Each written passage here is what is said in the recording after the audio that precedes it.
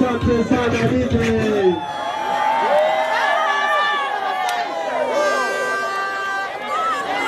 Asante sana DJ, asante sana.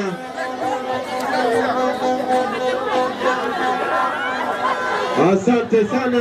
Ninaomba sasa tuweze kupata nafasi kwenye hema zetu, tuweze kupata nafasi ili tukaweze kuanzisha sherehe yetu kirasmi, wakati ambapo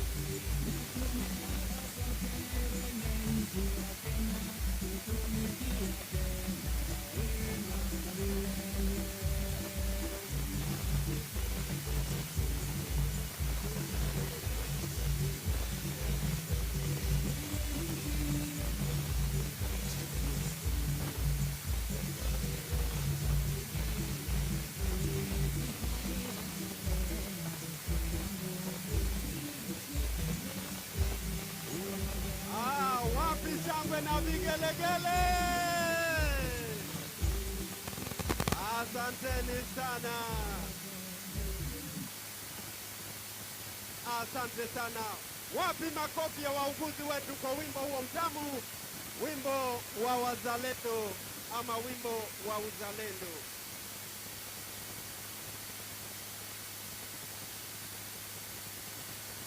Asante sana. Wacha sasa nikaribishe Nas Dancers. Nas Dancers, tafadhali, mahali popote mlipo. Nas Dancers, nimeambiwa kuna wale ambao walishajiandikisha. Nas Dancers, mahali popote mlipo. Inaonekana ni kama mkubali. Kama mkubali, wacha.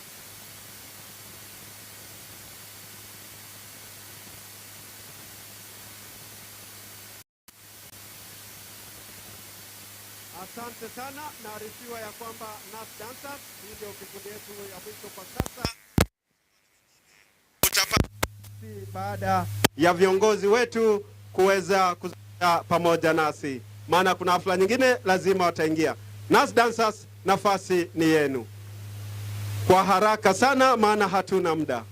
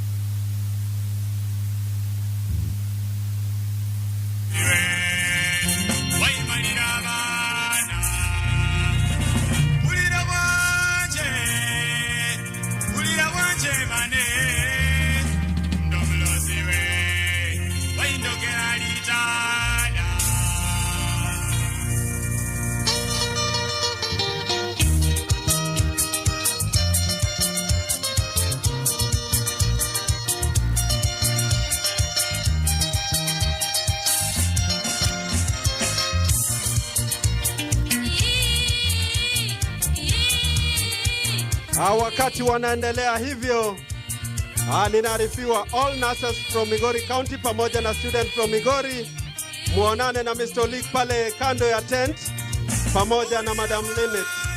Tafadhali all nurses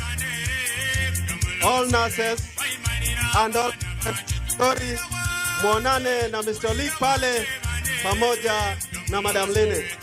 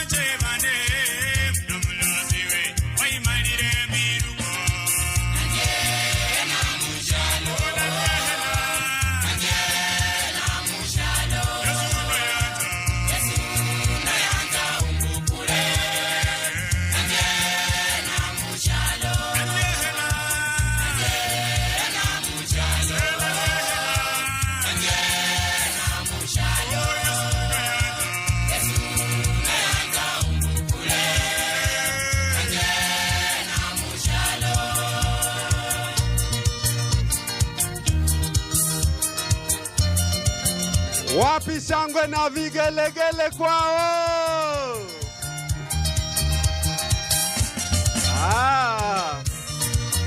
Asanteni sana. Asante sana. Asanteni sana. Asanteni sana. Hey. Wapi makofi kwao tafadhali? Piga tu makofi mazuri. Pigia tu wauguzi wetu makofi. Kwa hiyo ngoma mzuri ambayo wameweza kutupatia na wamefanya gavana amekatika hapa mpaka kijasho kinamtoka. Kwa hivyo kwa muda huu basi mstahiki gavana, itifaki yote kiandamwa, mtaweza kuniruhusu nikaweza kukaribisha mwenyeji wenu, sio mwingine bali ni Sieno Angeline, ili aje sasa atuambie ni kwa nini ametualika maeneo haya. Wapi makofi ya Sieno?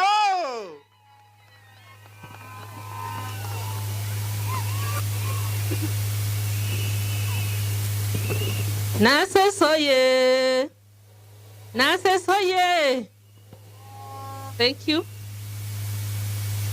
Our Governor, His Excellency Dr. Chilo, flanked by Her Majesty Dr. Agnes Ochilo, flanked by other dignitaries, our leadership from national level, nurses, and any other dignitary that is gracing this occasion. I want to say, Bwana asifiwe. Asifiwe tena. Welcome to Migori. As I stand here, I want just to state like this. We are celebrating the Nurses International Week. And why we this? In the year 1820, in a town in Italy, a British couple got a child, a baby girl, and they named her Florence. She is the epitome of nursing, popularly known as the Lady of the Lamp. And that is the lamp that is now enshrined in the hearts of all nurses. We cannot walk with that lamp now. but it is now hearts of all nurses. Light the life of those too weak to speak. They light the eyes of those blind that cannot see. And they make the leg of that amputee who cannot walk become strong to use the powers they have. And that is why we are here to celebrate that great woman. And so the women and men in the nursing fraternity, let's give ourselves an applause of ululation. Hello? Yes, this is our day and we want to celebrate ourselves. I want to welcome the following people so that we save on time. I know in this congregation we have nurses have supported this in various levels. I want to recognize them.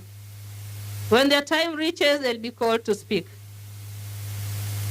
I want to recognize if there's a representative of the DNS from the Ministry of Health. Can I see one? In absentia, I've recognized her. You'll take that message. I want to recognize our officer from Nursing Council in charge of standards. Just wave kindly. That is Anne from Nursing Standards. I want to welcome our leadership for associations. We have the President, Kenya Progressive Nurses Association, kindly wave. We have the President, National Nurses Association of Kenya, kindly wave. We have the Secretary General, Kenya National Union of Nurses and Midwives.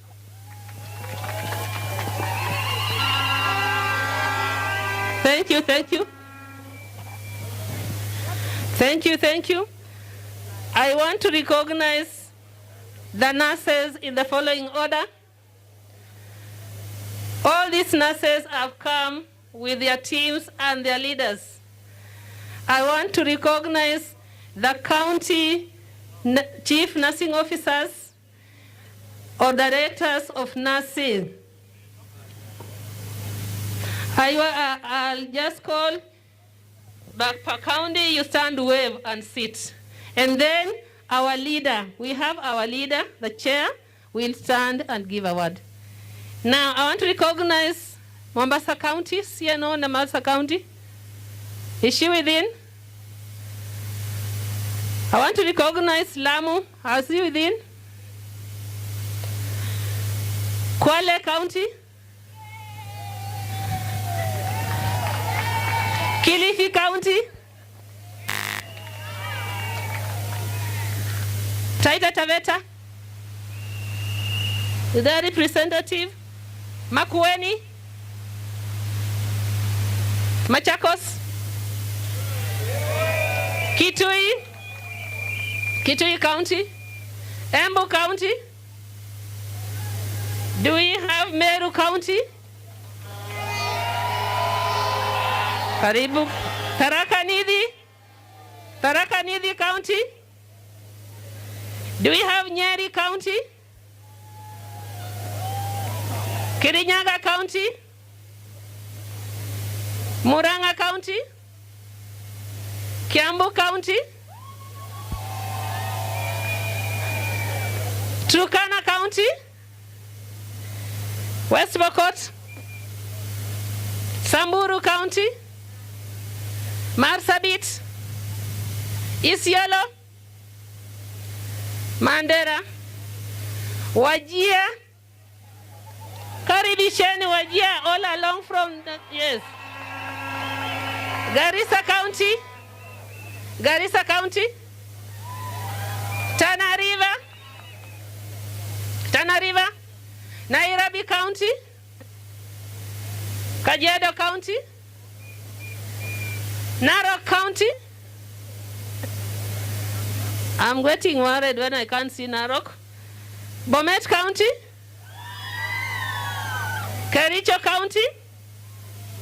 Was it Kericho County? Thank you. Was in Gishu? Nandi County? Elgeyo Marakwet?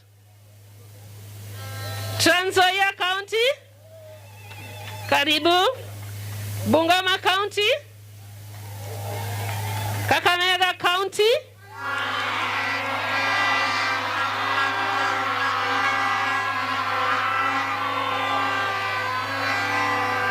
Vihiga County. Vihiga County. Busia County. Siaya County. Thank you. Kisumu County. Homa Bay County. Kisii County. Nyamira County. Laikipia County. Nakuru County. Baringo County. And finally, Nyandarua County. Host MIGORI. And last but not least, MIGORI County who are hosting. Thank you, thank you, thank you. Nasa zimefurahi. The nightingales of the 21st century. Karibuni MIGORI. We are a county of happiness. That's why you see people are happy. I want also to recognize we have amongst us education institutions. I saw Alupe University being represented. Karibishen Alupe. They have the first class of nursing. You can apply Alupe. We have KMTC, MIGORI. Where are they? St. Joseph's Ombo School of Nursing. Thank you very much. Asante sana. You've just failed to recognize KMTC Busia. Alupe University. Amongst others. At this juncture, because I know we don't have time, let me now call upon Joan Collins to come and address us. Wapi shangwe na vigelegele ya president! Asante sana MC. I take this opportunity to greet the nurses. Nurses oye! Nurses oye! Wauguzi oye! Leo ni siku yetu. I want to take this opportunity to recognize our governor, His Excellency Ochilo Mbogayako. I want to also recognize the presence of the county senator, Honorable Eddie, senator of the county. I want to recognize the presence and I salute the SG of the party of the majority, Senator Edwin Sefuna, who is here with us. Also, I recognize the nursing leadership who are here. My colleague, President Michael Nyongesa. The SG, Kenan, is here. Honorable Seth Panyako. I want to also thank and recognize the presence of the county government, chief officer of medical services and public health, who is here with us. And all the leaders present, both from NNK, KPNA, and also our elected officials of KPNA and NNK. Nurses from the Republic of Kenya, good afternoon. Bwana asifiwe. Bwana asifiwe tena. Amurembe. Amurembe mno. Thank you. Nilikuwa nataka kusalimia na lugha ya Ki-Mountain, lakini nimesahau. Muriega. Muriega mno. Asante, nimejulishwa. Unajua, Governor, when you are making decision to come here, my cabinet sat. And it was a very lengthy discussion that we had. I'm wondering why they are not here. We're on, Your Excellency, even me, I have a cabinet. And I have to recognize them when they are here. otherwise wanaweza kuni-impeach. I have my immediate executive. The neck you can somewhere line around here. It was a very passionate discussion that we had in our executive to come to Migori. So these people, unajua they are all politicians. You can just line along, starting with the knee and then the neck. So we were looking at very many things. Your Excellency, the first thing we were looking at is the county commitment to health. And first thing that came to our mind and was very obvious is the involvement of the county first lady in health matters. She has been a great passion, she has a great passion for health, and she's passionate about nursing issues. Tumetembea na ye kwa mambo ya reproductive health, and we have reached somewhere. She has been very vocal and very instrumental in organizing for outreaches in fistula management in this county. She has also been very focused on making sure mothers, screening for cervical cancer is done for mothers. Kwa hivyo we looked at that and we really got encouraged, and we had nice words from the chairman of NNK of Migori branch, who is here. Maybe she can raise her hand, Olivia. So we thanked her, and the other thing we were seeing is the county commitment. Governor, I want to tell you, your county is the first to remit third-party deductions NNK to our office. They are very prompt and very efficient. I don't know, saa zingine salary inaweza delay, lakini sisi tunapatanga from Migori is the first one to hit our account. So we thank you so much, Governor. Governor, so these people are the ones who made a decision to come here. First, we have the NEO members who we work with at the national level who are here. I just want to recognize them, from Telal of Kenech, or Dr. Mbidi, who is doing well in our academy. We have got Masana from Mombasa, we have got Steve Joroge, and we have got from Kilifi, Pauline Angala. We have got the NEC members. These are chairmen from different branches. Every county is our branch. So these are the chairman of all the 47 branches, of the 47 counties. So Honorable Sifuna, if your chair is not here, from Vihiga, I know he's not here. We'll have to write for him a letter. So thank you, NEC members, and we appreciate you. Back to your seats. So, thank you. So, this year, Your Excellency, our theme is caring for nurses strengthens economy. Last year, we had got a theme, investment in nursing. And I want to tell you, these themes, we don't have them, we don't create them. We are given by the International Council of Nurses, which is a body of 150 countries, where I'm sitting at that level of the council in Geneva. So it was important that we have to change after we had talked about investment of nursing, especially in training, in employment, in making sure the welfare of our nurses are taken care of in their work environment. Then this year we are talking about caring for the carer to improve our economies. So, Honorable Your Excellency, Dr. Chila Yako, when it reached a point where I know we are in broad-based, and this broad-based, na mvua inanyesha ya broad-based, Your Excellency, our heaven is here. The nurses heaven are here before we transition.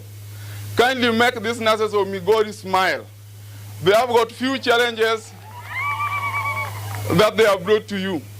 And I know that you are a friend to the president. The other day we talked to Your Excellency, and I'm glad that you are a governor who answers calls. I just call you and it does not ring twice and you are on it.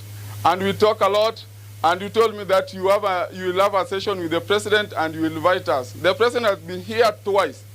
Your Excellency, with that network, you can make sure you achieve few things. One, starting from Migori. We have the career guideline, the scheme of service, that has been approved by the Public Service Commission. We are requesting you, be the first county to implement the scheme of service for nurses. Migori County nimesema sijasema? Governor ako hapa na nimesema kwa Kijaluo na amesikia. So you are governor. We really appreciate you. You have done great things for the nurses. One, you have promoted nurses in different levels of your management. It has been, we have nurses who are MOHs here, around 3 of them, manning sub-counties. We have nurses who you have promoted to head different levels of management in your healthcare system.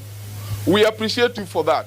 What we nurses of Migori County are requesting is kindly do for them one small thing, which you are able to. With just a signature, these nurses can be promoted immediately. Promotion has become a challenge, but I know if you stand on it and give direction even today, I know the minister is here and the chief officers are here. It will be implemented as soon as tomorrow. So kindly, Your Excellency, address that. We also recognize that we have, in 2010, when the Constitution of Kenya was being changed, there was public participation. Nowadays, it's mandatory for us to engage in public participation. We ask the Senator and Honorable Sefona, kindly, in your leadership of your different parties, nurses want to be involved in politics because they also shape the policies of the county and at national level. Kindly engage the nurses. Politics, I know it is difficult, but with your hand in it, it is possible that you can hold the hands of a few nurses to rise to your level. Even you started kidogo huko Nairobi, Senator. But right now I know you want the governor, or you can be a minister. Kindly sasa shika mkono wa uguzi hapa chini. We can help to run your counties. We can help Dr. Ochila Yako to run his county, to bring up professionals to help him in terms of MCS. And Senator, we are not a threat to your seat, but we want you, at least from your constituency, from where you come from, assist a nurse to be an MCA. I know Kanyasa Ward has an MCA, a lady, MCA who is a nurse. Jana, the other year, Ulimbwaga. This time, Shika Yemkon. Kanyasa Ward, we need that nurse back as an MCA. So, nurses oe. This time, hatutalala. Kama kuna public participation nurses, and then kwa public participation. Because that is where the money is that is being allocated in our health facilities. That is where the money is that is making sure that we have a location and we can give direction on where money is put. I want to tell the nurses of the Republic of Kenya that we chose a good thing to come to Migori. And I want to thank the governor because the governor has brought us his friends. And we never expected to have this team, but through the effort of the governor, we are here. So, Honorable Governor, the nurses are here waiting and we'll listen to your speech. But before I go, I want to welcome my KPNA counterpart, also Songumuze Mawili Aseme Mawili Matatu, and then we hand over back to the county. Salimiana, makofi mpaka fike, until he comes, until he's so much, Your Excellency the Governor, Migori County, Dr. Ajilo Ayako, the First Lady, the Senator Nairobi, Honorable Sifuna, and all the protocols established. I say good morning. My name is Michael Nyongesa. I'm the President of Kenya Progressive Nurses Association. And I want to say one or two things in addition to what my colleague has said. One, I don't take it for granted for your coming.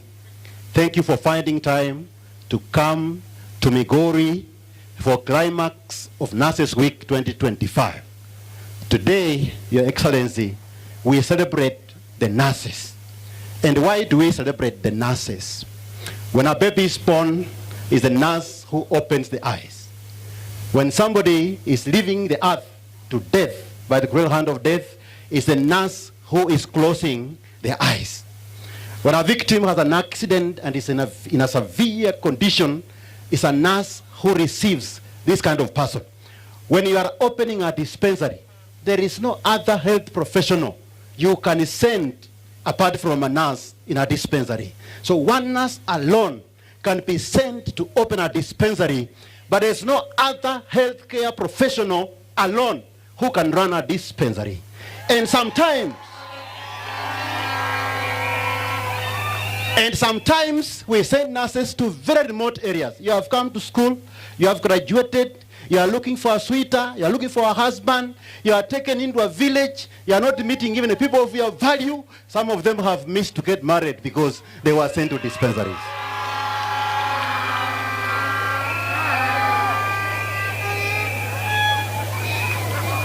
Your Excellency, the nurses are 80% of patients who come to hospital go through the hand of a nurse. A patient can miss to see a consultant, but a patient can never miss to see a nurse in the hospital. So when it comes to healthcare in this country and the world over, healthcare is in the hands of nurses. If nurses are not there in the hospital, Your Excellency, hakuna hospitali. I can't overemphasize, but hakuna nini? Hospitali bila muuguzi.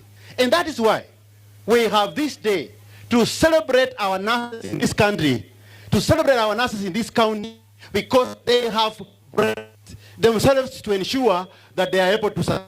I want to inform you, Your Excellency, when I was still a young nurse, you could work and go home, somebody comes morning off. At 1, then you go up to 3 and you go home. Today, a nurse comes on duty at 7:30 and leaves 6:30 in the evening. Why? Because there are shortages of nurses. And so because of this shortage, the nurses are suffering. Your Excellency, I know that we can benchmark from MIGORI. How? Is that because you have had us speak, you can make a change. And when you make this change, other people from all over will be coming to MIGORI to benchmark on why MIGORI has no shortages. Because of the work we do, because we are on duty 24 hours, you realize that nurses have ended up getting psychological issues, pressure. When you serve for 12 hours, when you are alone in a dispensary and there is no leave, when you take a report to the sub-county, you close the dispensary. When you have to go and leave, you have nobody to hand over.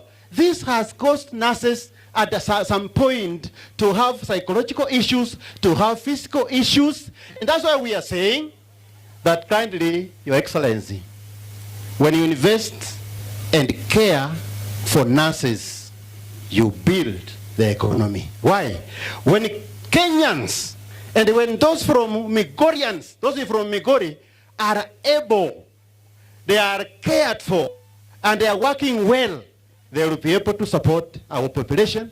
And when our population is in better health, they will be able to be productive. When they are productive, our economy will improve. So when you care for nurses, Your Excellency, what you are doing simply is that you are caring and building for the economy.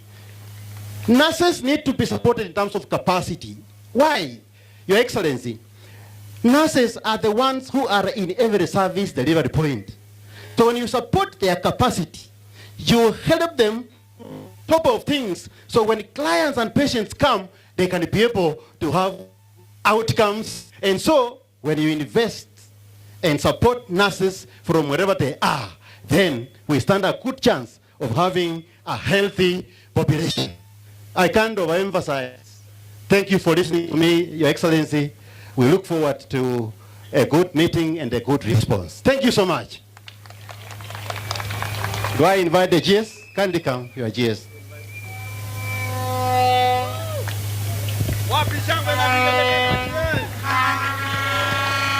Your Excellency, Governor for MIGORI County, Honorable Achilo Ayako, Honorable Eddie, Senator for this county, Honorable my friend for my former Secretary General, Honorable Sifuna, Honorable Sothi, all guests, ladies and gentlemen, good afternoon. Wauguzi hoye! Nurses motto, we dare to care. Nurses motto, we dare to care. As you have heard, I'm Panyako Seth. I'm the General Secretary for Kenya National Union of Nurses. Your Excellency, I'll try to be very brief because sometimes I'll be very lengthy. Na nikiwa na maneno mengi watu wanachoka. Your Excellency, as you have heard, this is the day, a whole week we celebrate the Nurses Week. We celebrate those who brought the nursing profession where it is today. And we celebrate the great work that is being done by these soldiers and garland of healthcare system all over the world. This is the day we celebrate our nurses. Every 8th of May is a day that is set aside to celebrate our nurses, the future of the nursing, the students. And today is the climax. So I thank all of you who have come here from all over Kenya. I want to recognize my national officials who worked with me, with my chairman, Joseph Ngwasi, wave where you are. I have the national treasurer, Maureen Nzioki, wave where you are, and all branch officials where you are. Can you stand so that they can see you? All branch officials for the union, they are here. Thank you very much. All branch officials of association, can you stand so that they see you? KPNA, Mark, and NNK, mko wapi? Hawa ni branch officials wako hapa. Asanteni. I want to begin by addressing a few issues ya nyumbani hapa Migori. Your Excellency, when I was coming here, the nurses of MIGORI told me, tell our governor they have not been promoted. They have stagnated in the same job group for a very long time.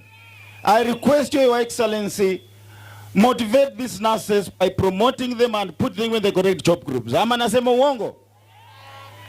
I have also been informed that they have not been redesignated. They have gone to school. They have increased their academic. Some have moved from a certificate to diploma, others diploma to higher diploma, and others to BSNs. But they have not been promoted. Your Excellency, we request you to look into the welfare of these your nurses. We have heard my colleagues spoke about the career progression that was just approved the other day, and we would like you to be the first county to implement the career guidelines, which recognizes all the sphere of nurses. It recognizes nurses with higher diploma, master's degree, certificate, and diploma. It is the first of such kind, though we are still fighting to ensure that it improves. Your Excellency, MIGORI County has got acute, critical shortage of nurses. These nurses are not even taking leaves. They have back problems because the staff shortage is so much they have burnout. Therefore, Your Excellency, angalia mambo ya kuongeza idadi ya wahudumu wa uguzi katika kaunti hii ya Migori. Lastly, on the issue touching on Migori County, Your Excellency, is the issue of establishment of the Directorate of Nursing Services. Your Excellency, we cannot be told we are the backbone. We are the central nervous system of healthcare system. We are everything. But when it comes to leadership, when it comes to management, when it comes where there is money, a nurse is not supposed to be there. No. We are saying no. We want to be there. We want to sit on every table. Tunataka kukaa kwa kila meza. Hatuwezi kuwa tunaambia we are the central nervous of healthcare system, but on the table where policy is being made, we are not there. We will not accept. We want the Directorate of Nursing Services wapi? Hapa Migori. Thank you very much. Honorable Sifuna, Honorable Sothi, and members of parliament who are here already. Eti wache hiyo maneno yako unaenda kupeleka bunge. Hiyo wachana nayo. Sasa haya ndio yako. Iko wafanyakazi, they have worked in this country for 5 good years on dubious engagement by the national government, which goes against the law, Employment Act Section 5, goes against the national employment policy, it goes against the constitution, it goes against anything known in this country called UHC stuff. You know, Your Excellency, I do not fear, because this is our country and we must share our resources equally. When I look in the budget, I find office of the president 2.5 billion for painting State House. When I look in the budget, I see 12.5 billion in the office of the president for fuel. But your parliament cannot apportion 3.5 billion to have these UHC staff live a decent life. Only 3.5, only 3.5 billion toeni kwa budget ya rais. It is inhuman. It's ungodly. It is not allowed, Brother Soti. Toeni to 3.5 billion kwa budget ya rais, hao watu wakuwe permanent and pensionable.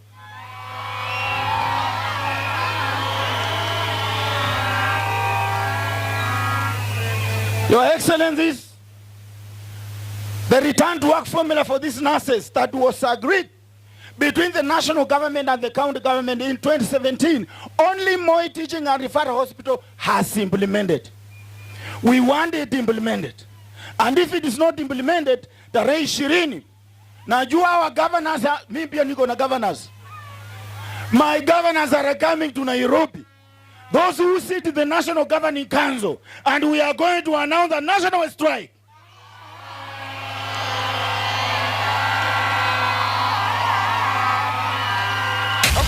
Okay. We will announce, and we will close all hospitals in Kenya. If UHC staff will not have their money factored in the budget 2025-2026, kutoka tarehe 1 Julai wawe na barua. Kama hakuna hiyo, mgomo tunaenda. Kama hakuna kuimplement return to work formula, mgomo tunaenda.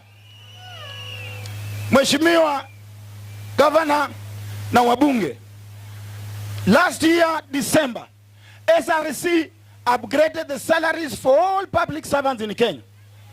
Those who work in the national government have already earned their salary. Those who work in the county government, they are sons and daughters of a lesser God. They have not been paid. Kwani hii tax tunalipa ni ya watu wa national peke yake? Na nyinyi counties, if you know that you cannot implement policies that have been created up to improve lives of your workers, vunjeni counties through the national government.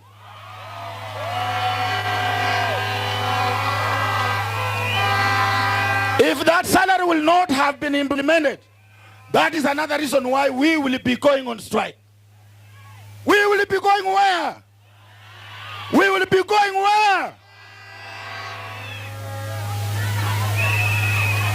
Ya mwisho, Your Excellency, si ya mwisho sana, hii tena ni ya wabunge wetu. Wabunge wetu tunawapenda sana. Kwanza Sifuna, wewe ukiongea kule Senate, sisi tunaona tuko na mwanaume. Na huyo Sozi, tunaona tuko na wanaume huko. Tunawapenda sana. But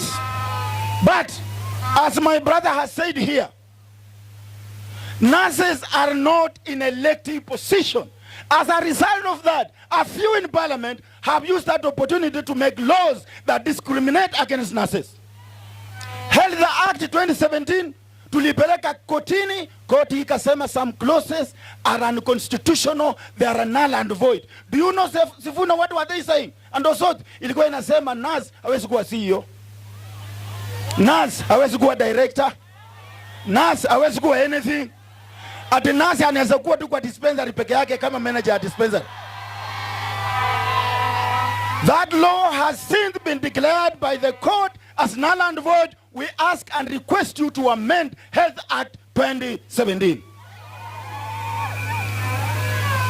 Hii vitu mbili imebaki, najua ni ngumu sana, lakini nitasema tu. Mimi nitasema, niseme nisiseme? Niseme nisiseme? Mimi hatutaki nyumba. Hatutaki nyumba. We don't want housing levy. Au mnataka? Au mnataka? Au mnataka? Au mnataka? We don't want housing levy. Go and tell the president. Nurses have said they don't want what? They don't want what? Sisi ni Waafrika, wanaume tunachengea nyumba wanawake zetu. How can another man ask me to build a house for another man? How can men in parliament pass a law that we should build houses for other men? What kind of a parliament is this?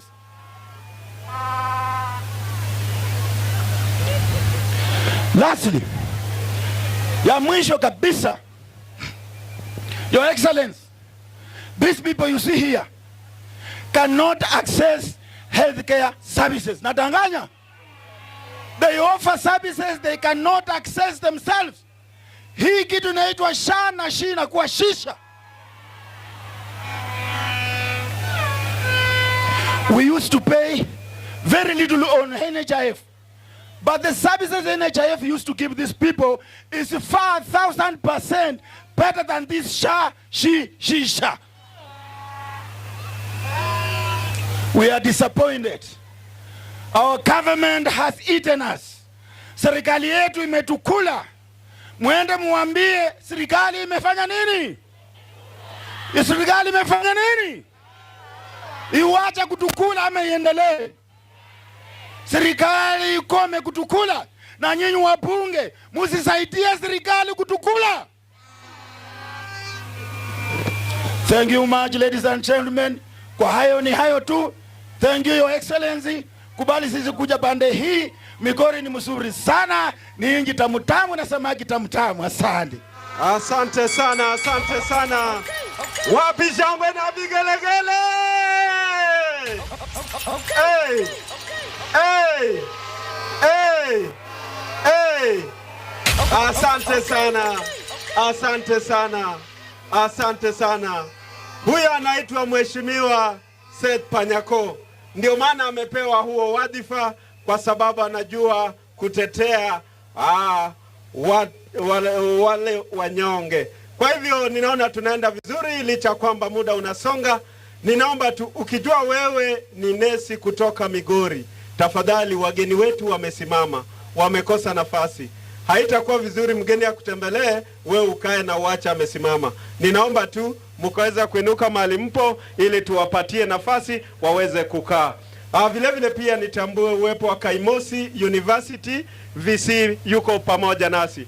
Kwa nafasi hii ninataka sasa nikaweze kumkaribisha Mheshimiwa Waziri Caleb Opondi ili akaweze kutupeleka katika kiwango kingine.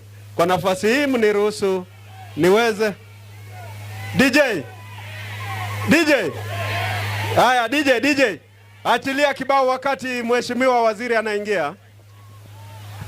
Thank you so much, the Master of Ceremony, to His Excellency, the Governor, and also the First Lady of Migori County, the Senators present, Senator Eddie Okech, and also Senator Sifuna, who is the Secretary General of the biggest party in Africa, the Honorable Speaker of the County Assembly of Migori, and also the leadership of our different associations led by NNNK, and we also the leadership from Migori County Government, from the executive wing.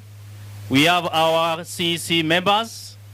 Just wave the CEC members, the chief officers, the directors, and also other staff from the county government of Migori, and also the nurses from Kenya. Nurses, hoye! Hoye! I want to take this opportunity again to welcome all of you to Migori County and say that we are delighted to have hosted you for this international event. Those who came to Migori, Migori is a good place and you have tasted it yourselves. I also want to confirm what was said earlier here, that as a county government of Migori, our nurses, we have given them many responsibilities, and quite a number of them are even managing different programs, and many of them are in charge of our facilities, and many good things which the governor will explain. Otherwise, because of time, I want to take this opportunity to welcome His Excellency the Governor, who will thereafter proceed with the program. Karibu sana, Your Excellency.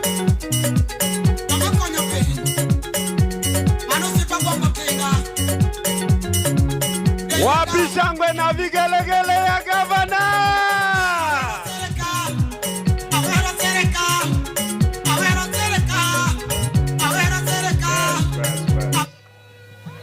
Thank you very much. Nases oye! Nases mko! Asanteni sana na karibu hapa Migori County.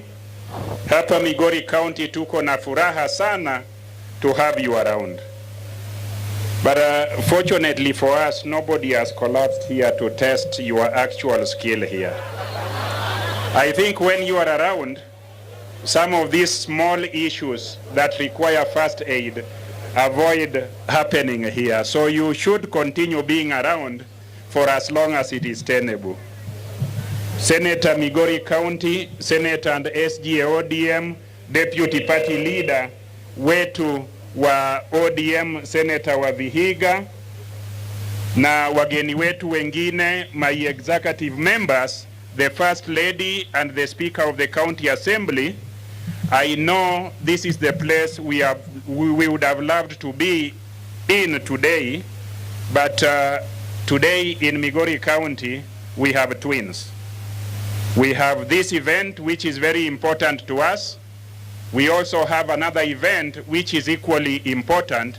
It involves all the boda fraternity of Migori County in Awendo. They'll be meeting in Awendo, and because of the twin events, you have seen that we are rushing the program. I hope you will excuse us. I hope you will forgive us for trying to rush you in an event that is so primary to the profession of nursing. Before I make my remarks, let me invite the First Lady, because the First Lady has nursed me for nearly 30 years, both medically when I'm unwell, socially and family-wise. Unaweza tu sema jina ama jambo, alafu tuendelee na program. Karibu Mama Migori. Nurses hoye! Nurses hoye! Bwana Yesu asifiwe. First and foremost, mine is to welcome you to Migori County. We are very, very excited to have you here. I have visited most of you as I do the work that attracted you to Migori, and I'm excited to have you here today. Even the nurses from Lima. Mkitaka kuguza mlima hata tuko na moja pale nyuma. But we appreciate that you do a great job. I know that we don't have enough time. I would have wanted to speak more, but because of time I'll not say more. But I appreciate that I'm a nurse. I think when you were walking, I said I was nurse number 1. But having come here now, I am nurse number 44. Governor, if there's anything you can do for these people, put them at the decision table.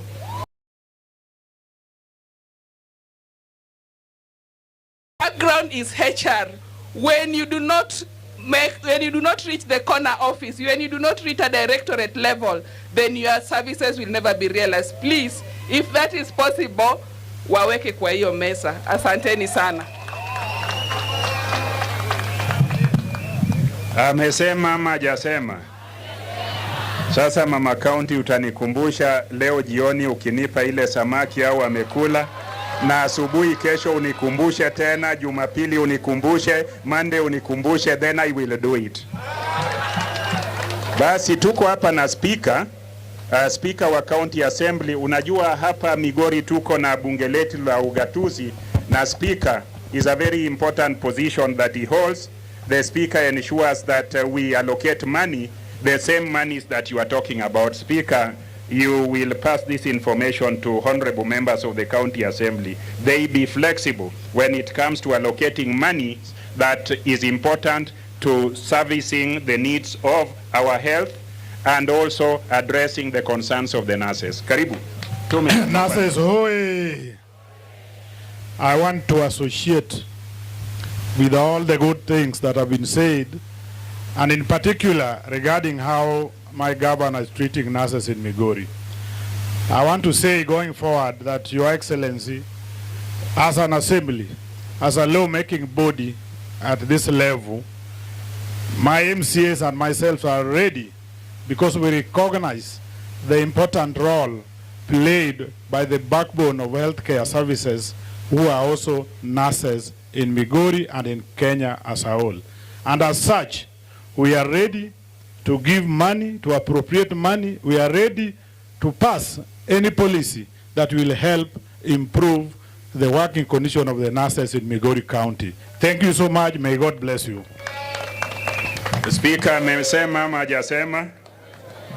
Speaker, nataka kuwajulisha wale wako hapa, we normally see doctors maybe for 30 minutes, but you are attended by a nurse until you recover. So if you look at the input, si nyinyi ndio mko na input na output, basi policy makers waelewe hiyo. Nataka kumwomba senator wetu na nataka kumshukuru. I want to thank our senator. We have an event at Awendo that is very dear to the senator.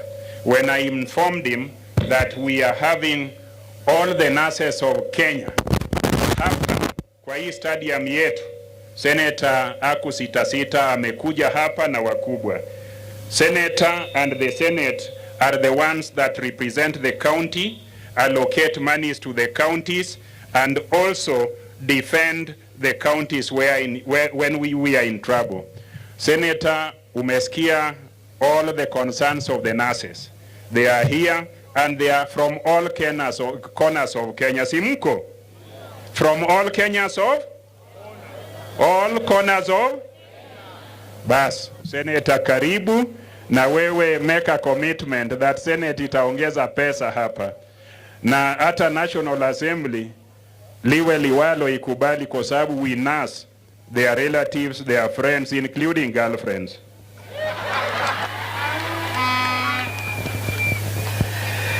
God is good all the time. And I think nurses are also good all the time. And they are in the image and the nature of God.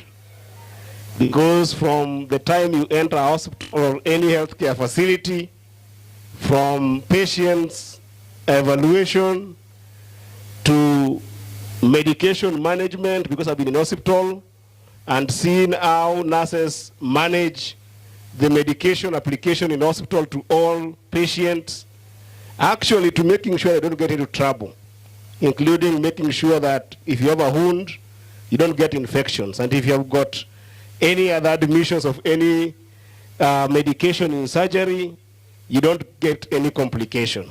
So we cannot understate the role of nurses in making sure that we have got a healthy nation. In fact, there are people who, when they get elderly, like where I'm seeing Governor Ochilo is going, when they get to the hospital, sometimes it's not the medication that treats them. It is the placebo effect of the nurses. Isn't it? Isn't it? So we cannot underestimate or understate the role of nurses in our midst and in our healthcare systems. That's why when I called the governor and he told me, I was checking in with him because I was going to Awendo and I wanted to make sure that he's there to talk to the Boda Boda fraternity in the entire county. And he told me that there are nurses here from all over the country. And I've got some of the best voices in terms of legislatures in the country, among them Sifuna, Senator Osotsi. I pleaded with them that please, for the sake of sanity for our country, just go and hear what the nurses have to say in that meeting. Mumuwakaribisha. So they are my leaders. I always do a lot of listening. I don't like talking much. Because when I came here, I wanted to hear your issues. And actually, the reason why we came directly and sat here is because we could sit with your leaders before you start the meeting and then just listen to some of the problems that you have. And some of them I cannot address myself to in under a minute. Some of them is just taking notes and going to see how we can implement them. But most importantly, even the scheme of service that had been passed, Bwana SG, when you talk about it here, the issue is that there are good laws that are made that are never implemented. And even the scheme of service has not been implemented. And I hope that the pressure point should be implementation of those laws. You know, yesterday the other day I was in Parliament, and when I got to Parliament, this issue of universal health care workers came in place, and the minister was in the house. And because I sit where I know how devolution suffers, I insisted that the minister must address himself to these issues. Because when you talk about the issue of nurses nationally and locally, which is the county governments, where most of you get paid, where promotion should happen, some of the biggest challenges is that these functions are devolved without being followed by money. There's no capitation for this. So for instance, if you remove the universal health care workers from the national payroll and you bring them into the county payroll and you don't give money to the counties, you are basically changing the system that is going to make sure that they are going to leave their jobs. Because you come to the county, you stay here, you work here for 1 or 2, 3 months, you're not paid, the next thing is you resign. So what the government is doing, you're going to collapse the healthcare system. It's as simple as such. And if there are not things like promotion of healthcare workers, actually including even the nurses, what they end up having is having artificial attrition, where the nurses will just leave the country and find themselves going abroad. There are a number of nurses, some are looking for opportunities in the US, some in Uganda, some in other places, some I also know here personally because I know them, they're my friends, who are contemplating leaving the country. So we will collapse our healthcare system if there is no one ensuring that people who are charged with our healthcare system are guaranteed contracts that make sure that they don't have to think about where the money will come tomorrow. And that is permanent and pensionable contracts to the healthcare workers in this country. Lastly, because I say today I won't say much, I'm the host. In Luo here we say you don't get drunk in your own booze. So lastly, what I wanted to say, and I want to challenge you, because among the most educated people in this country are the nurses. I believe this because I have a nurse in our family, and I think she's one of the most brilliant people I've ever met. I've met a number of nurses. You deal with a lot of complexities.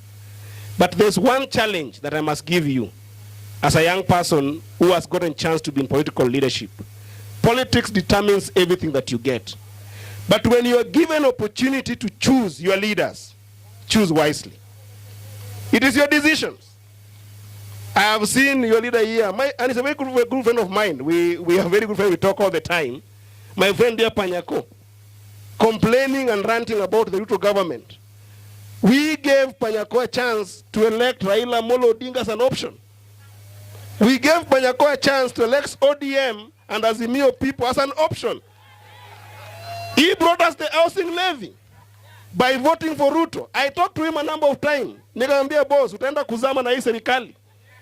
And now he's here ranting about a bad government. It is not a bad government. It is your decision that gave us this bad government. In fact, us, we are just trying to correct your misjudgment and the rot that you gave us. Okay? So you are going to be given a chance. And you know me, I speak to you truly.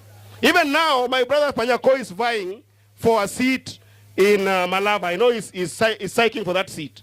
You talk to him, he's still telling you that he wants to vie on a party called, I don't know, DAPK or something.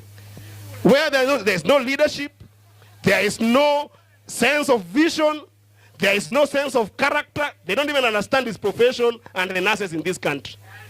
So if you're given a chance to choose leaders, or you're given a chance to be in a place where there's decision to be made, Panyako make the right decision, give us the right leadership in this country, also be in the right association like ODM, your future will be bright. Otherwise, thank you so much. I hope that I'll come back and see you another time when you have such an event again. Thank you so much. Senator amesema ama hajasema? Lakini vile nilisikia Panyako hapa, he needs to work for the nurses more. His voice is loud and clear among the nurses. Akijoini siasa atapotea huko. Sisi wanasiasa ni wakora. Sisi ni wakora wanasiasa. Kwa hivyo we baki tu hapa utetee au the nurses. Allow me now to invite my brother and friend, Senator Ososi, who is also the deputy party leader of ODM and who has the responsibility kugatua pesa mingi ije eneo za ugatuzi. Asante ndugu, karibu, ongea na wale wanalinda na wananasu ugatuzi. Aya, nurses oye! Hebu nisalamie kwa hewa. Kwa hewa. Vile meambiwa, mimi ndio Senator Godfrey Osozi, Senator wa Vihiga County na vile deputy party leader wa chama chetu cha ODM. Watu wa Vihiga nimesikia muko hapa. Muko. Lakini mulikuja wachache sana.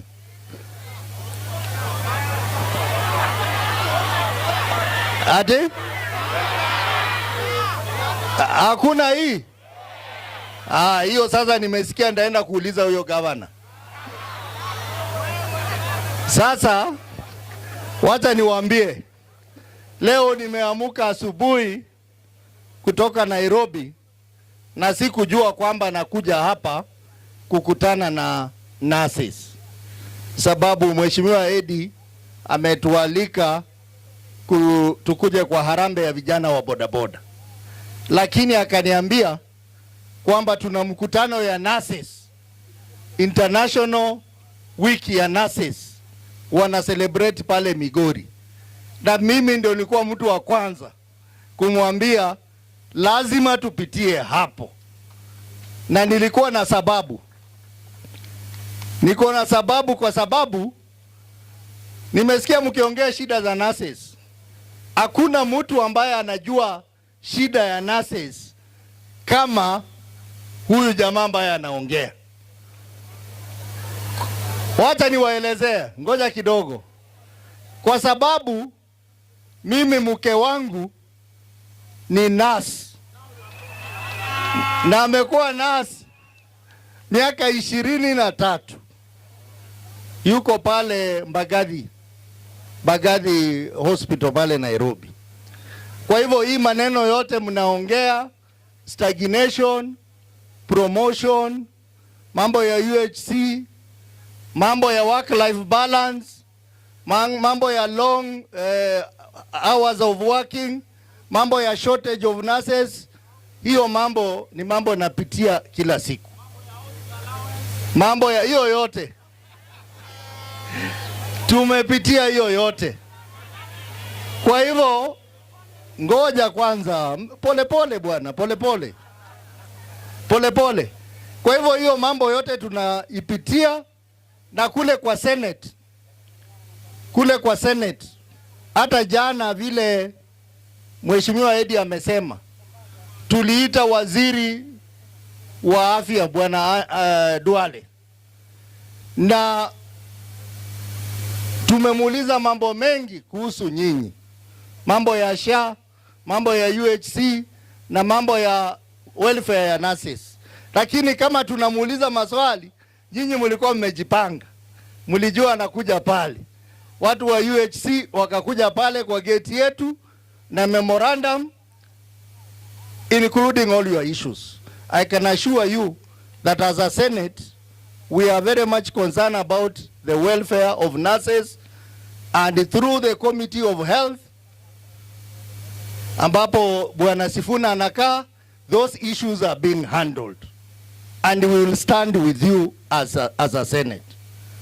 Kwa hivyo rest assured that we will work hard to address the issues that you have as a profession.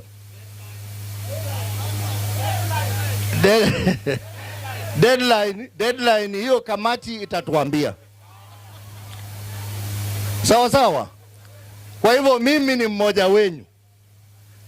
mmoja wenyu kwa sababu Mwenzangu akipitia ile issues, hata mimi napitia. Kwa hivyo I have every right to go to the Senate and fight for your rights because I know I'm personally affected. Jambo lingine, mambo ya Senate, saa hizi wiki ijayo tunaanza kudebate ile 4th generation revenue sharing formula. Baada ya miaka 5 ile formula ya kugawanywa pesa kwa macounties huwa inabadilishwa. Sasa wiki ijayo sisi tunaenda kudiscuss hiyo revenue sharing formula. Na sisi tumeamua kitu moja kama senators, kwamba hatutaki county yoyote, bwana governor, ipoteze pesa yoyote kwa sababu ya formula. We want all the counties to gain. Na bwana governor, wewe ulikuwa senator, unajua vizuri kwamba kama iko vita kubwa ambayo senators huwa wanapigana nayo ni mambo ya formula ya revenue sharing. So sisi tumesema no county should lose, and because no county should lose, automatically ile pesa ambayo inakuja kwa makaunti ni lazima iongezeke. And we have said we are going to fight for minimum of 450 billion to be shared in counties. Na hiyo inamaanisha kwamba pesa ambayo inaenda kwa counties itaongezeka by over 40 billion. Bwana governor, mimi nakuomba kwamba if we increase the money to come to counties, please don't take that money elsewhere. Put that money in health. Prioritize the employment of more nurses and more health workers. That way we will succeed. Lakini tukileta hiyo pesa mingi, alafu ipate mambo ingine mingi, department ya afya itaendelea kuumia. Nikimalizia, Mheshimiwa Seth Panyako is my good friend. Na anajua hii kazi ya kutetea nyinyi. Na mimi I want to disagree with you governor that Panyako aendelee tu kuwa nurse leader. Kama nafasi iko ya yeye kuingia bunge kuendelea kuwatetea, wacha aende. Lakini mahali nataka kukosoa kidogo ndugu yangu, na mimi najua SG uko hapa, mimi ni deputy party leader, chama iko hapa. Mimi nataka ukienda pale bunge ukuwe ndani ya chama ambayo iko na wabunge wengi na chama ambayo inatambulika inasimama na Wakenya. Na hiyo chama ni ODM. Chama cha ODM. Sasa mimi nitaongea na wewe. Wewe ni national leader. Unasimamia wa nurses Kenya mzima. Hakuna haja ya kusimamia nurses Kenya mzima, alafu wakati wa chama unaenda kuchukua village party. Tafuta chama cha kitaifa. Chama ambayo utakuwa unaenda kwa magavana unawaambia tunataka more nurses. Tunataka more facilities in health. Na hiyo chama ni chama cha ODM. Na chama ambayo inatoa sauti Kenya mzima inasikika. Lakini ukienda kwa chama ya wabunge 2 3, utakuwa umenisaidia nurses kweli? Kwa hivyo ndugu yangu, mimi nakuomba, najua nitakuwa na nafasi ya kuongea na wewe, tutembee pamoja, tusaidie hawa nurses wetu tusonge mbele. Mimi nasema asante sana, Mungu awabariki. Tutaonana tena na tena na tena. Asante sana. Very well. Amesema ama hajasema? Si ukiangalia huyu Ososi is well nursed. Ososi hao wakikuona hata vile nywele iko, hata vile tumbo ni mzuri, na hata vile umesema he is well nursed. Na amesema yeye ndiye amesema, na mimi hata nimecheka na nimefurahia. Ati pesa ile itakuja kwa county itakuwa sasa a total of 450 billion. Si amesema? Na amesema nurses wakisikia Hebu jaribu ulete hiyo pesa uone vile tutaitumia vizuri hapa Migori County kwa kusaidia manases na kujenga mambo ya afya hapa Migori County. Let me acknowledge the presence of 2 advisors of the president. Hao tunaenda nao kule mahali watu wa bodaboda huko wako. Kuna Jaoko Oburu Odinga, he's a special advisor in respect of matters economic empowerment and sustainable livelihood. Ako hapa and he is listening and hearing how the nurses are not empowered. Sasa ukikutana ule Msahulu, mwambie Oriena, alafu mwakisema Ndimulamu, waambie nurses wanaangaika. Sasa tuko na mwingine anaitwa Steve Otieno. He is an advisor to the president of on matters regarding cooperatives. He is also here. Sasa omwami, ukikutana ule, mwambie chipesa irenga wa nurses watapata. Pesa di manases bro yudo eweche mag devolution. Nimesema ama sijasema? Waulile hivyo. Sasa allow me to mtambua na kumwalika aje hapa mbele the Secretary General wa chama ODM. Karibu Mheshimiwa Sifuna.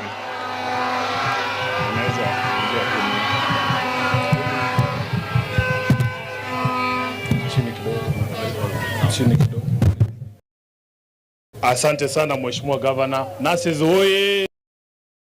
Nurses hoye! Your Excellency, introduction ya regions hapa nilisikia kumbe watu ya jamii ya Mulembe ndio wengi huku.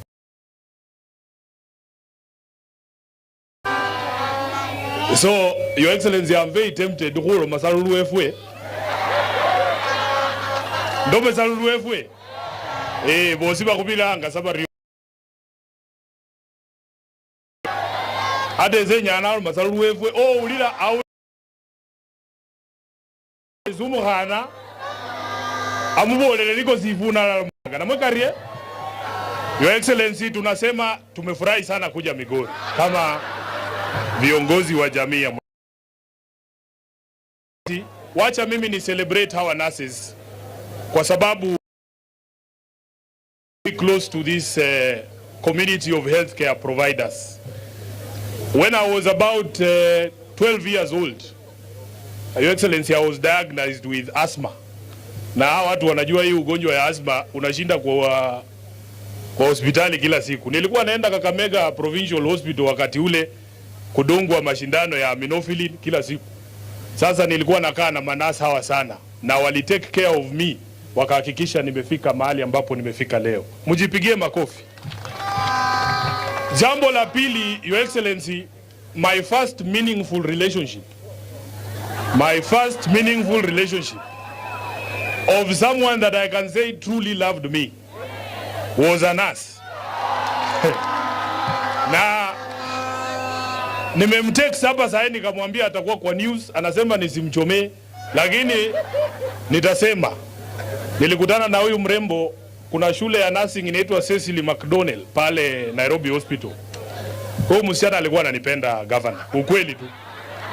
You can imagine, alikuwa anaenda anachapa shift, anarudi nyumbani, na siku hiyo nilikuwa sina kitu, nilikuwa naishi kwa SQ pale South B.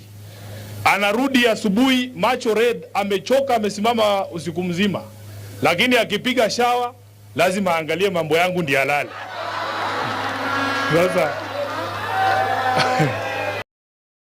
so wewe Cynthia, mahali huko, Mungu akubariki sana. Your Excellency, when I'm in the Senate, as a senator, I have interacted with all these issues that have been raised here by the healthcare workers. Watu wakikuja pale Senate kama hawa UHC workers, hata nyinyi nurses wakati walikuwa na mgomo wao, wakati ambapo madaktari walikuwa na mgomo wao, kila wakati wakifika pale kwa gate, speaker akiangalia wale watu wanaweza tuma wachukue petition hapo, kila siku wanasema Sifuna enda uchukue hiyo petition ya watu.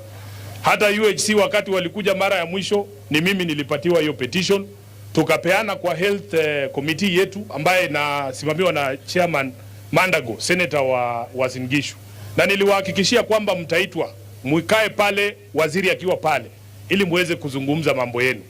It is very unfair. Honestly speaking, I don't know what else we can do or say as a people to make it clear that the government needs to take care of the healthcare workers.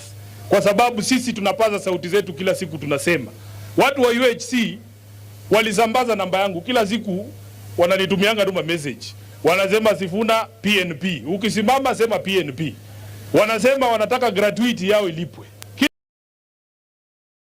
Na mimi kama senator wa Nairobi and as a senator in this country, I will continue to be mpaka hii haki iweze kufanyika. Na unajua watu na najua kwa nini mnasema hivyo wengi wenu. Mimi nataka kuwaomba ya kwamba dawa ya shida zenu ni pesa. Hakuna kitu kingine hapa. Hatutaki story mingi, tunataka pesa. Wakati mimi kama Sifuna, mimi hakuna siku ndawaingiza mahali kwa shimo. I can assure you as an SG of ODM, ukiniona mahali ujue sijaenda hapo kuuza watu. Wakati ambapo tunaenda kusaini hii mkataba na Ruto, hiyo mkataba nimewaambia niliandika mimi mwenyewe kwa ofisi yangu bwana. Ukiangalia kipengee cha 3 ya hiyo mkataba, hawapendi nikiwakumbusha. Hawapendi nikiwakumbusha MOU inasema nini. Your Excellency, we said that you must support devolution to its fullest. Number 1, we must give the money that is responsible for all the functions that devolution zifike kwa ground. Hawezi kudevolve functions na how devolve pesa. Iko kwa MOU. Number 2, tulisema we want timely release of money. We pass something called a disbursement schedule in the Senate. Ile inasema kila mwezi county zipate pesa ngapi. Treasury never follows that. Nikisimama niambie Mbadi, wewe ni CS wa Treasury, can you follow the disbursement schedule? Anaanza kulia, anasema Sifuna na mfinya. Iko kwa hiyo mkataba kwamba pesa ziongezwe kwa county government. This is the article 3 of the MOU that I wrote. And it says, Governor, that in this financial year hatutakubali kama family of devolution anything less than 450 billion Kenya shillings.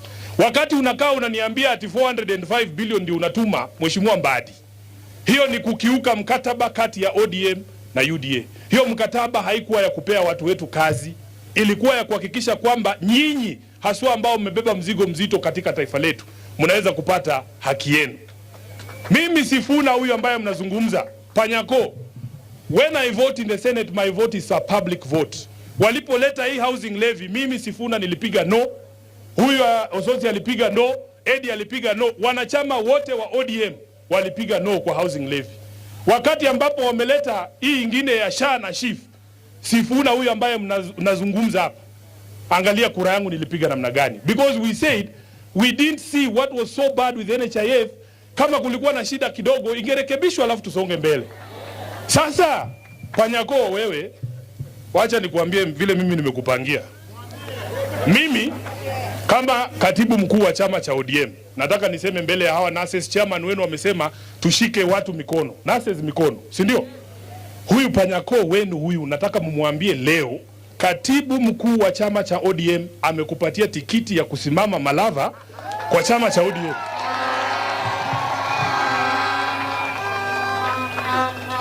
Akubali ama akatae mbele yenu, si ndio? Number 2, Mheshimiwa Panyako, nataka nikuhakikishie kwamba chama kizima cha ODM, mimi nikiwemo, Ososi akiwemo, tutakuja Malava tukukampeinie mpaka upate hiyo kiti. Jambo la 3, ukishapata hiyo kiti, mimi ndio nitakukaribisha bunge, niambie Mheshimiwa Junet akuweke kwa kamati ya budget. Hiyo ya budget, sisemi health, nasema budget. Shida yetu ni pesa bwana, tutaki maneno mingi. Tunataka huyu Panyako akiwa pale, yeye ndio aletee nurses nini? Pesa. Sasa siku nyingine msiniulize maswali. Chama ambayo imewahi kupeleka trade unions kwa bunge, muhula ambao ulipita, ODM nominated the Secretary General of TSC. Kenya National Union of Teachers, NAT, yes. Alikuwa anaitwa Sosion. Tulimuingiza pale aenda atetee walimu, akafika mahali akatutoroka, akaenda kwa chama ya nyumbani. Panyako ezerwele ziyati kitiesisia mara wiluke mwana wefwe Nikupatie tikiti ya chama, nikuje nikukampeinie, nikupatie pesa, uingie bunge, nikuweka kamati ya budget, alafu ushindwe kazi ya nurses. Sasa hiyo mtamuuliza nyinyi wenyewe, si ndio? Mimi nataka nikomee hapo. Kama kuna kitu nimesahau tutasema mbele. Lakini nilisikia watu wakinunguna hapa hati hakuna transport. Yaani katibu wa chama amekaa hapa mnalia mambo ya transport. Amri hao watu wote ni wa ODM. Haya, kama unajua wewe ni mwanachama wa ODM, kuja hapa sasa. Tukianza na hawa maseneta, na gavana ukae tayari, kwa sababu senators wakimwaga mboga wewe utamwaga ugali. Senator wa Migori.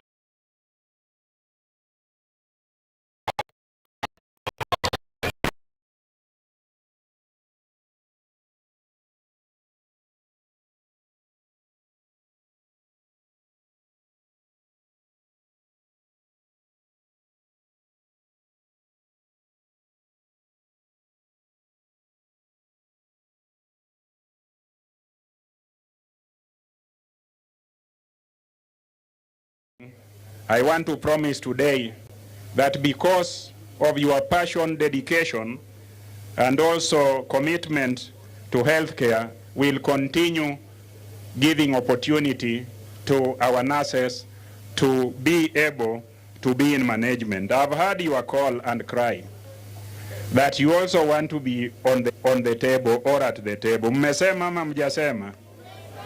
Na mmeisema mchana? Na mimi nimesoma kiasi na nasikiza. I will ensure that within the next financial year, that will come to fruition. It requires budget, it requires commitment, and I'm committed to doing it. I remember when I first ran for governor and later for senators, nyinyi ndio mulinifungulia njia. You are the ones who opened the way for me. You did so at the risk of being punished by those who were in authority at that particular time. I've not forgotten.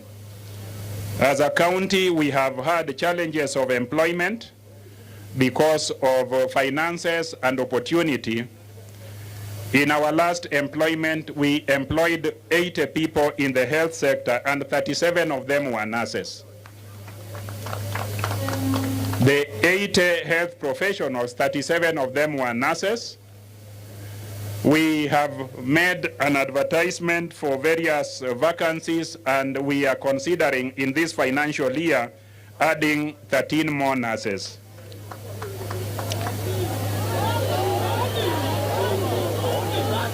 There are not many. The advertisement we have done, we have just done that because of the supplementary budget. It was the same budget. But I want to tell you that my commitment is to you nurses, my commitment is to you healthcare workers. I want to appreciate the nurses of Migori when there was push for us to strike. Yes, you joined others in strike, but you were sensible enough to listen to our promise to give you promotions. The fact that you listened to us, we are implementing it. In the supplementary budget, we have some money. And that money, before the end of this financial year, will be used to actualize the promotion of some of you. In the next budget, and we have put it in our estimates, we are putting more money to ensure that many more of you will be promoted. So, Bwana Panyako, I am happy that you picked on Migori County to host this event, and I'm happy that we have the coincidence of the attendance of members of parliament. The senators are here.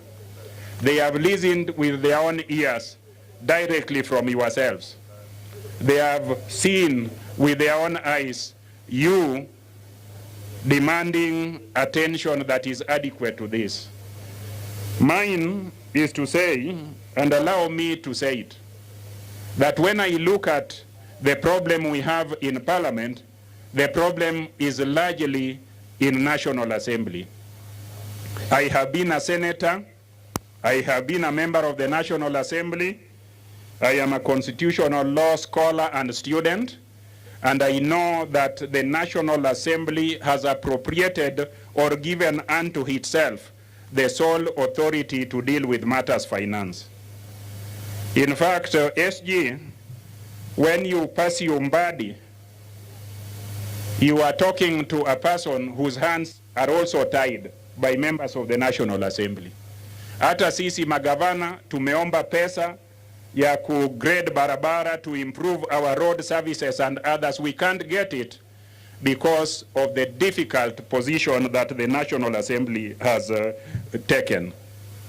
You will all vividly recall that Baba himself talked to members of the National Assembly not to look at devolution as competing matters National Assembly, to look at devolution as part of the transformative constitutional architecture that allows resources and opportunities to come to the counties. Wherever you are, our members of the National Assembly, you come from these devolved units. We have many of them in Migori County, we have them in Homa Bay. I want to plead with all of you, bring money to the devolved units. Hiyo pesa ambayo itafika devolved units, it's closer and it's closer home because the people can complain about it if it is not used well. The people can see if it is used well, so bring it here. And I want to plead with members of the National Assembly, do not stifle the Senate. The Senate performs a very important role, and that role is to represent devolution and the attendant functions. It is to legislate on behalf of devolution so that devolution is midwifed, it's nursed, and in fact, at the end of midwifing, nursing, and being taken care of, it blossoms into a healthy organization that will midwife and handle development in the areas that are devolved. Naona saizi watu wanaangalia amendment of the constitution. SG, if that constitution is amended and we have CDF as a constitutional fund, we have oversight funds for the Senate and any other fund hata ile ngaf, it will amount to naught if the Senate does not have a say on how much goes to those funds. Even the counties are constitutional entities, lakini bado hatupati pesa kwa sababu of National Assembly. If you think that the funds will come to the Senate, ask me. I have been a senator myself, and I know when it comes to the final say, National Assembly itawatoroka na mtaanza kulia.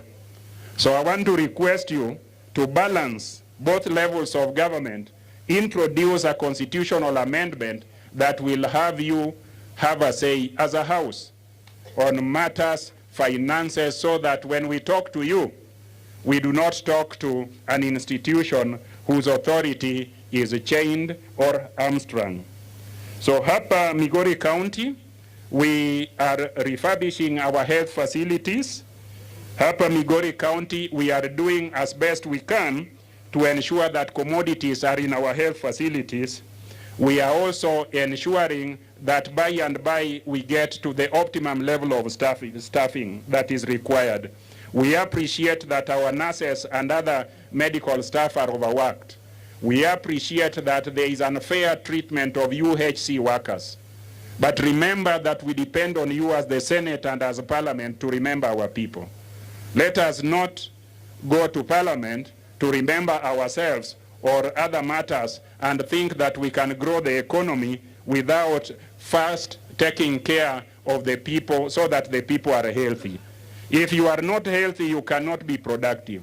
If you are not healthy, you cannot be useful to society.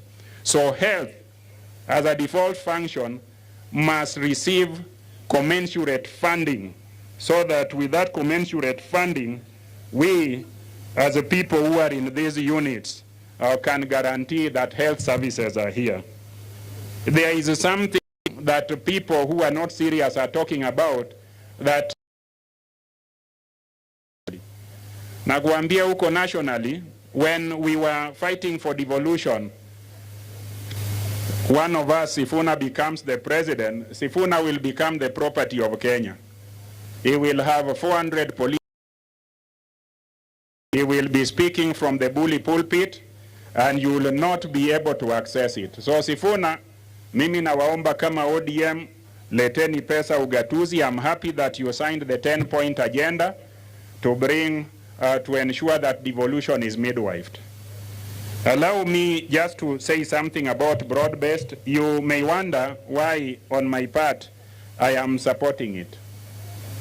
I support broad-based because if you look at the Constitution, Article 185 to 188, in that Constitution, the relationship between national and county government must be that of mutual respect, interdependent, and all that is related.